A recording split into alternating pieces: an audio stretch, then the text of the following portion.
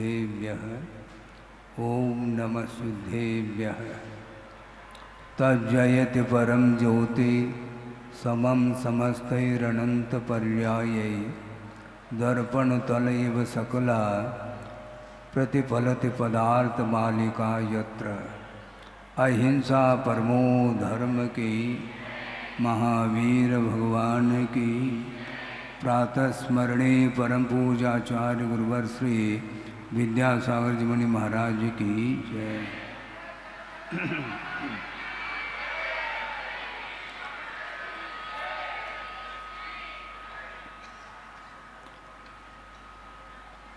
कल तप कल्याणक का दिन था और आज केवल ज्ञान प्रभु को हुआ है। ध्यान देने की बात तो ये है कि कर्मों की निर्जरा जो होती है वह चारित्र अथवा तप के माध्यम से हुआ करती है और वह तप भी दो तरह का होता है। एक बहिरंग तप भी होता है और अंतरंग तप भी हुआ करता है। अंतरंग तप के माध्यम से ही कर्मों की निर्जरा विशेष रूप से मुख्य रूप से होती है। बाह्य तप का आलंबन भी भीतरी तप की वृद्धि के लिए ही लिया जाता है और 6 महीने तक वृषभ सागर जी ने दीक्षित होने के उपरांत संकल्प ले लिया कि 6 महीने तक आहार के लिए नहीं उठेंगे और अनशन तप को अंगीकार करके निरंतर आत्म साधना में लीन रहे। उसके उपरांत भी कर्म बाधा उपस्थित करते हैं। वह अंतराय कर्म का ऐसा जोर जो कि 6 महीने तक तप करने के उपरांत भी उन्हें आहार का लाभ नहीं हो रहा था और लगातार 6-7 महीने तक उन्हें अलाभ होता रहा। लाभांतराय और दानांतराय कर्म का एक साथ उदय होता है। दान देने के लिए इच्छुक होता हुआ भी वह दाता दान दे नहीं पाता और पात्र के लिए लाभ नहीं हो पाता। बहुत छोटा सा प्रसंग आपके सामने रख दूं। किसी सज्जन ने कहा कि महाराज वीर्यांतराय कर्म का क्षोभम कैसा हो, तो तात्कालिक यह विचार आया है कि वह आगम से सहमत है कि वीर्यांतराय कर्म का क्षोभम तब होता है जब पुरुषार्थ के माध्यम से बल प्राप्त होता है, शारीरिक बल भी प्राप्त होता है, वासनिक बल भी प्राप्त होता है और मनोबल भी प्राप्त होता है, किंतु मन वचन काय संबंधी बल अर्थात जो शक्ति है उस शक्ति का जो दुरुपयोग करता है तो निश्चित रूप से उसको बल नहीं मिलता, ऐसा इसका आशय है। इसलिए भगवान ने अतीत में जो भी अज्ञान दशा में कर्म का अर्जन किया था वह भवांतर तक जा कर के वह अपना फल देता रहता है। इसलिए उन्होंने जो संकल्प लिया है या लिया था उससे वह पीछे नहीं हटे और निरंतर साधना में रत रहे और तप के माध्यम से कर्मों की निर्जरा करते रहे। और आज उन्होंने ध्यान लगाया है। ध्यान वस्तुतः क्या है? साम्यमेव परम ध्यानम प्रणीतम विश्वदर्शिभिः। क्या कहा शिवचंद्र आचार्य ने? साम्यम एव परम ध्यानम प्रणीतम विश्वदर्शिभिः। सर्वज्ञ भगवान ने उत्कृष्ट ध्यान उसको बोला है जिसको साम्य भाव बोलते हैं। तस्यैव व्यक्तये नूनम मन्येयम शास्त्र विस्तरः।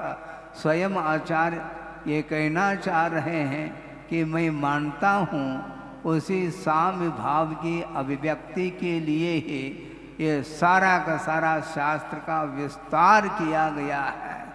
द्वादशांग रूप जो शास्त्र की रचना गणधर परमेष्टि के द्वारा होती है और उसके पीछे भी यही एकमात्र प्रयोजन रहता है। साम्य भाव को धारण कर लिया प्रभु ने और अंतर मुहूर्त के भीतर मोहने आदि 4 घातिया कर्मों का उन्होंने क्षय कर लिया और तज्जयति परम ज्योति, वह केवल ज्ञान रूपी ज्योति जयवंत रहे जिसमें विश्व के समस्त अनंतानंत पदार्थ अपने अनंतानंत गुण और पर्यायों के साथ वह सारा विश्व वह उस केवल ज्ञान रूपी ज्योति में प्रकाशित हो जाते हैं। इसके उपरांत भी उन्हें उन पदार्थों से कोई प्रयोजन नहीं है। बंधुओं, बड़ी विचित्र दशा है। कहाँ तो दीक्षित होने के पूर्व में एक और नीलांजना का दृश्य देखने का भाव हो रहा था और आज देखते हैं वो कहाँ नीलांजना और वो कहाँ सारा वैभव। एक जब तक मोहिनी कर्म का उदय रहता है और मोहिनी कर्म के उदय के कारण ही बाहरी पदार्थों से प्रभावित हमेशा होता रहता है संसारी प्राणी।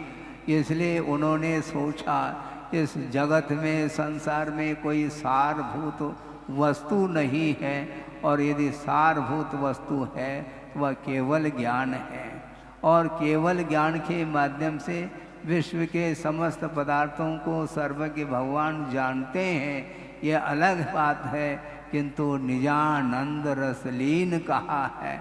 उन बाहरी पदार्थों से उनको कोई प्रयोजन नहीं है, क्योंकि बाहरी पदार्थों का संबंध आत्मा के साथ कोई तादात्म्य संबंध नहीं है, मात्र ज्ञेय ज्ञायक संबंध को लेकर के चलता रहता है। इसलिए आत्म संवेदन परमात्म तत्व का संवेदन उन्हें होता है, इसलिए निजानंद रसलीन कहा है।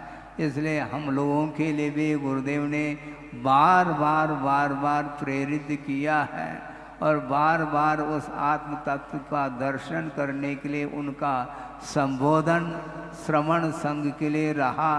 मात्र श्रवण संघ के लिए ही नहीं, चतुर्विध संघ के लिए भी उनका यही संबोधन रहा है। भले आपकी भूमिका में जो विषय हो वो अलग वस्तु, किंतु श्रद्धान का विषय और लक्ष्य तो सबको एक ही बनाना चाहिए।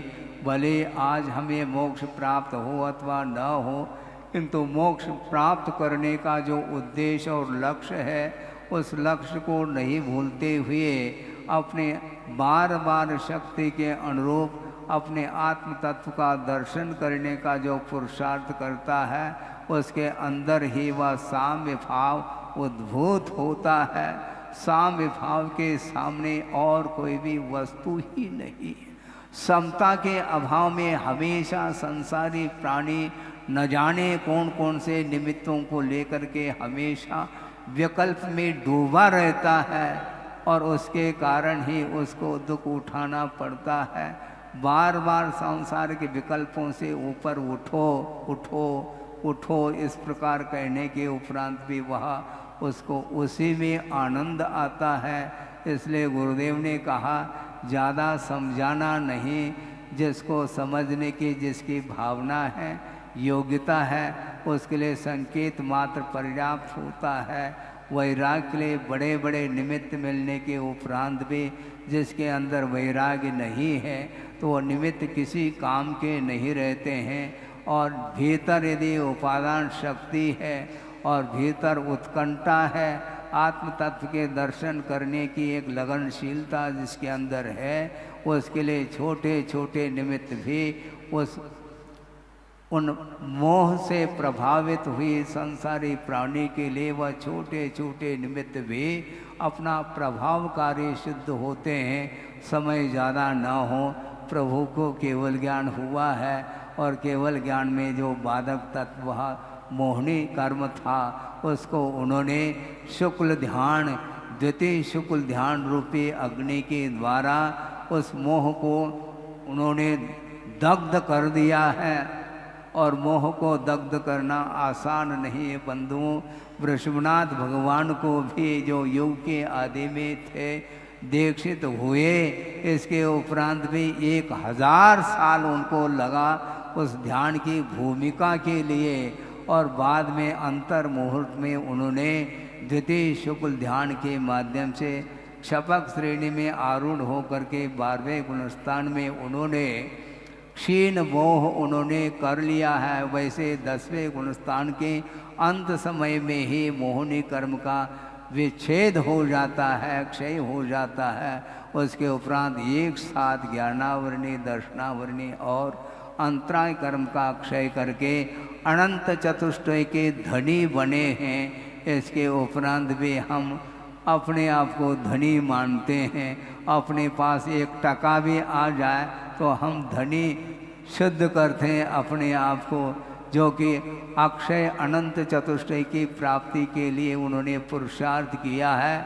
इसी प्रकार हम लोगों के लिए भी मोक्ष पुरुषार्थ करने के लिए उन्होंने जो भी देशना दी है उस देशना को आत्मसात करते हुए अपने लक्ष्य तक पहुंचने का पुरुषार्थ करते हैं। तो निश्चित रूप से अपने जीवन में भी केवल ज्ञान रूपी ज्योति प्रकट हो सकती है और उसके माध्यम से आत्म तत्व का दर्शन होता है और पूरा विश्व का ही दर्शन होता है। संसारी प्राणी कौन कौन से कर्म के उदय से कौन कौन सी पर्यायों को प्राप्त करता हुआ वह अनंत दुख का अनुभव करता है और थोड़े बहुत पुण्य के उदय में सांसारिक सुख का अनुभव करता है।